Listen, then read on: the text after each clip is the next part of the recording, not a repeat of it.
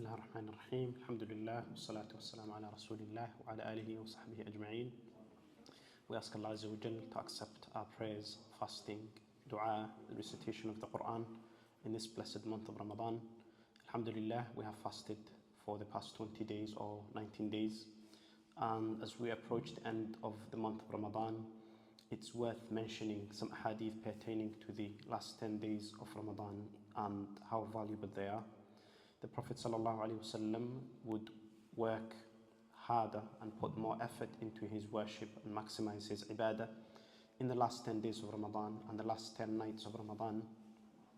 And the reason is, of course, it is mentioned in various hadith that the Prophet ﷺ informs us that we must look for the Laylatul Qadr in the last 10 nights of Ramadan. This night, which is more better than 1,000 nights of worship. The ibadah that is performed in this night is better than 1,000 nights of worship. So the Prophet ﷺ would highly encourage the Sahaba and the companions, and it is strongly recommended that the Muslim works harder and puts more effort and strives hard to worship Allah more in these last 10 nights of Ramadan. Some of the hadith that are mentioned concerning the virtues and the superiority of these nights is the hadith of the Prophet ﷺ, where he tells us that كان رسول الله صلى الله عليه وسلم إذا دخل العشر الأواخر من رمضان أحيا الليل وأيقظ أهله وشد المئزر. That when the Prophet ﷺ reached the last 10 nights of Ramadan, he would make the night come to life, meaning that he would occupy himself with ibadat, fasting, voluntary prayers, i'tikaf, and inshallah ta'ala we will mention the rulings pertaining to i'tikaf in the last part of this reminder. However, the Muslim should always remember that these nights are very valuable. The Prophet ﷺ made i'tikaf in the last 10 nights in the first 10 nights of Ramadan, and then Jibreel came to him and said to him, what you're looking for is ahead of you.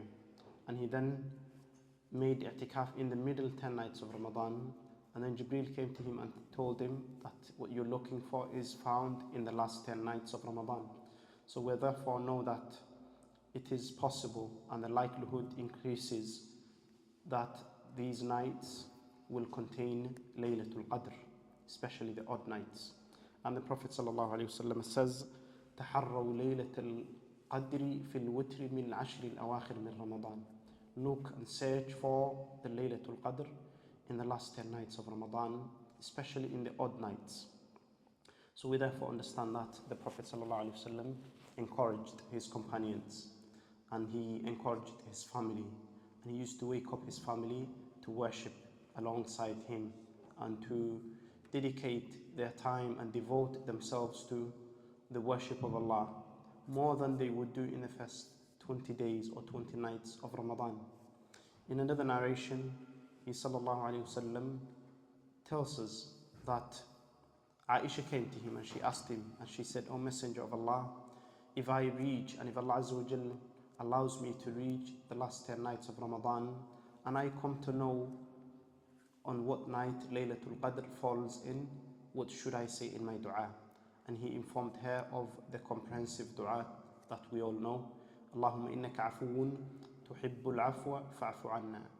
O fa'fu anni. O Allah, you are the one that pardons and you love to pardon. Pardon me and forgive me. So this is the dua that should be made in these nights more and more. And the Prophet ﷺ likewise tells us that we must maximize our ibadat in these nights. And if we were to put all of our efforts throughout the entire year to search for this night, it would be worthwhile. Why? Because of the blessings it contains and the fact that it is Laylatul Qadr, which is better than 1,000 nights of worship.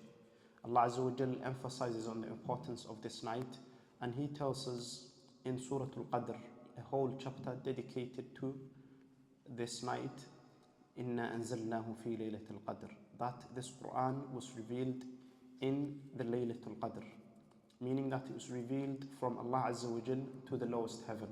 And then from there on, Jibreel would come down, and of course this began in Ramadan. Then he would reveal the Qur'an in portions to the Prophet sallallahu alaihi wasallam. So Jibreel alayhi salam took it from Allah Azza wa Jal, the speech of Allah that Allah spoke, and he would bring it down to Muhammad sallallahu alaihi wasallam. And this night, Allah Azza wa Jal says, وَمَا أَدْرَاكَ مَا لَيْلَةُ الْقَدْرِ. What makes you know what Laylatul Qadr is? Laylatul Qadri خَيْرٌ مِّنْ أَلْفِ شَهْرٍ. This night is better than 1,000 nights. In what? In worship. If a person stands up for ibadah, prayers, salah, qiyamul layl, giving charity, recitation of the Qur'an, making dua, Allah Azza wa Jal will record for them as though they have been worshipping Him for 1,000 months or more than 1,000 months of worship. Because it says khayrun, meaning that it is better than 1,000 nights. So this is an opportunity that a person will not get in their lifetime, even if they reach the age of 80. Over 83 years of ibadah, or worth ibadah, or better than 83 years, is something that cannot be taken lightly. And the Muslim has to seize. The intelligent person is the one that looks for the seasons of khair when the deeds are multiplied, and the reward that is attained from these deeds is more than other seasons. And it's from the mercy of Allah Azza wa Jal that He gave us these seasons. So Ashrul Awakhir min Ramadan comes, and it comes with the virtues that are mentioned in the Qur'an and the Sunnah. Then the last 10 nights of Ramadan come, and then that finishes and the Hajj comes, and then the Fridays come. So Allah Azza wa Jal has given us and facilitated for us these seasons that we draw closer to Allah Azza wa Jal, so that we attain the pleasure of Allah Azza wa Jal and attain Jannah with small deeds, but they have a very big, vast reward, enormous reward that can only be imagined by the one who sees them on the Day of Judgment. The Prophet ﷺ, as one of the hadith we quoted in the last lesson, was that he says sallallahu alaihi wasallam, "As-sawmu li wa ana ajzi bihi." Fasting is for me, and I will recompense and reward that person accordingly. Meaning that the one that fasts for the sake of Allah and prays and is engaged in the ibadat in this month, especially in the last 10 nights, will see the reward when they meet Allah Azza wa Jal. And the Prophet ﷺ mentions that the fasting person has 2 moments and 2 occasions where they are very happy and they are very delighted, and they will see the reward that Allah Azza wa Jal has prepared for them. This is one instance. And the second one is when the person is about to break their fast, and they know and they acknowledge that they have fasted for Allah Azza wa Jal, and they have completed that day. So the feeling and the sweetness that is tasted from this ibadah is very immense. It is something that cannot be imagined. So Allah Azza wa Jal tells us that the fasting person will have 2 occasions. The first one is when they break in their fast, and the second one is when they meet their Lord and Allah Azza wa Jal, and they see the reward that's been prepared for them. That being said, we all understand that the last 10 nights of Ramadan are the most important. However, one should not restrict his ibadah to the odd nights or a particular night, because it can move about. This year, for example, it can fall in the 21st, next year, 23rd. It moves around, which is why it's been kept secret, so that the Muslim does not worship Allah and focus on their ibadah in just one night of Ramadan. This ibadah and the secret to the Laylatul Qadr being hidden from us is so that we don't dedicate and devote ourselves to worship for just one night and leave out the rest. From the beginning of Ramadan, we were hoping that Allah Azza wa Jal would allow us to make us reach it. And of course, some of the scholars say that it could fall in the first nights of Ramadan, the middle 10 nights of Ramadan. Some say that it could also be in the last 10 nights. However, the strongest opinion is that it will be in the last 10 nights of Ramadan.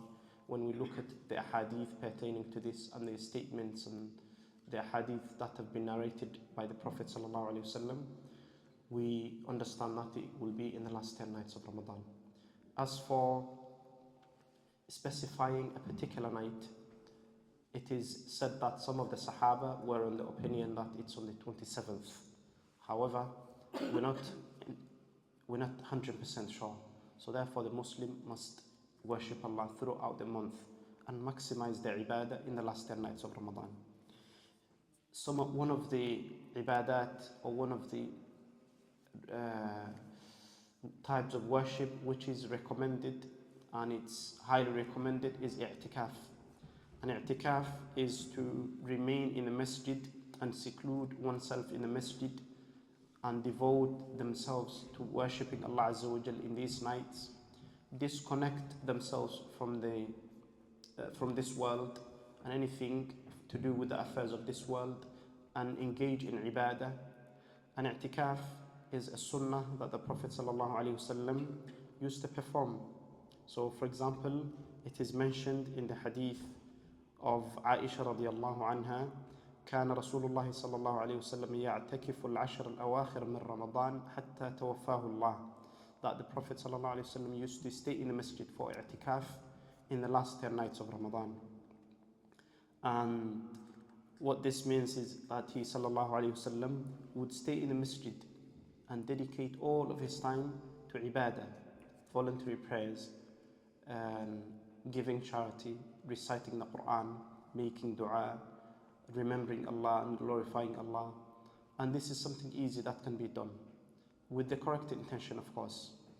So a person engages in this ibadah whenever they feel they have the time to do so, even if it's just for 1 hour. The intention that you make to do i'tikaf in the masjid, even if it's just for 1 hour, you will be rewarded for that. Likewise, if a person decides to do all 10 nights, then of course that's even better.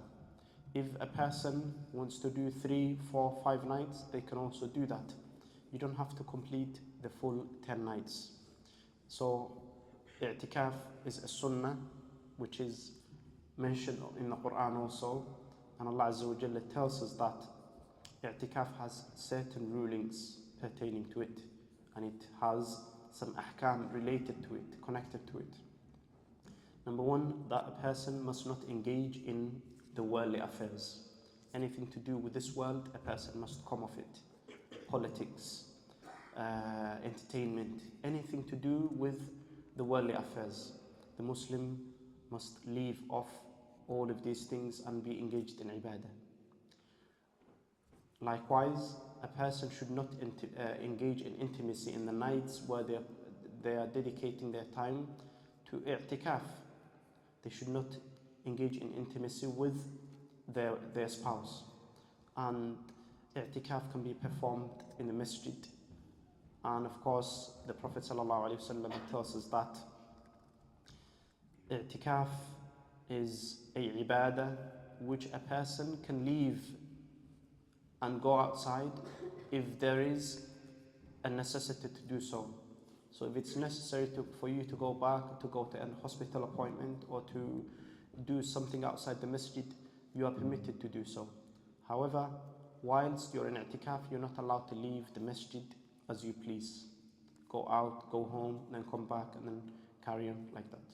You only go out for things that are a necessity. So i'tikaf is performed in the month of Ramadan, especially in the last 10 nights of Ramadan. One thing that is important that we have to remember is a person that is doing i'tikaf in the masjid and they are also in social media, they are going through the Facebook or Instagram or anything, then of course that's not i'tikaf. Why? Because if you're not permitted to leave your house and spend time with your family and enjoy your time outside, then you're not allowed to be engaged in the use of social media or talk about worldly affairs or be engaged in things that are not important for you. What is important is that you worship Allah and you spend all of your time in ibadah, in making dhikr, in reciting the Qur'an, If a person makes a phone call to find out about their family or their relatives, that's not a problem. However, one should not be using their time in a manner which of course is not befitting for a person that's doing i'tikaf. So i'tikaf is to stay in the masjid and dedicate your time to the ibadah of Allah and to worship of Allah Azza wa Jal. In another narration, the Prophet ﷺ tells us, وَكَانَ لَا يَدْخُلُ الْبَيْتَ إِلَّا لِحَاجَةٍ إِذَا كَانَ مُعْتَكِفًا.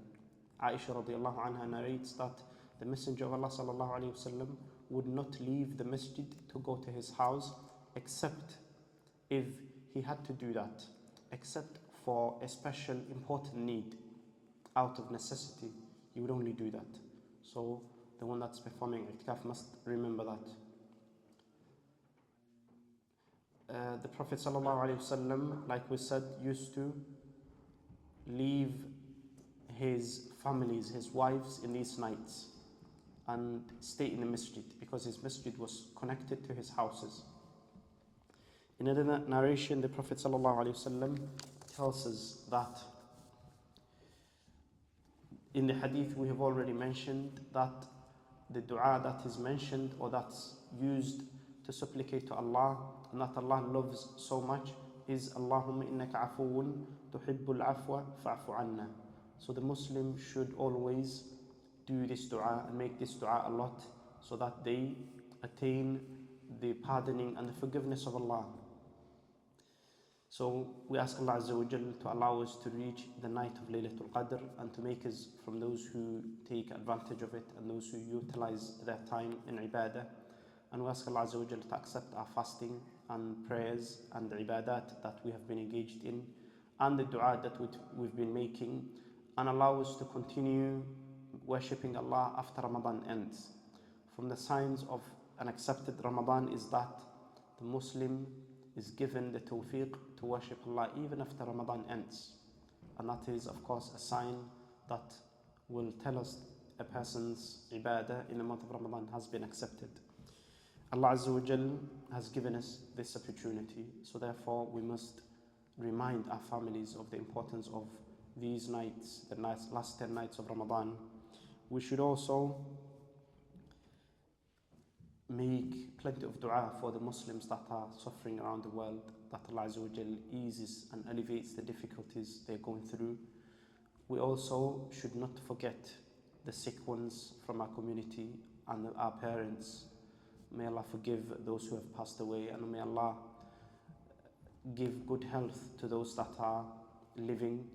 And we ask Allah Azza wa Jal to accept the recitation of the Qur'an from us and allow us to maximize our efforts in ibadah in the last 10 nights of Ramadan. هذا وصلى الله وسلم على نبينا محمد وعلى آله وصحبه أجمعين.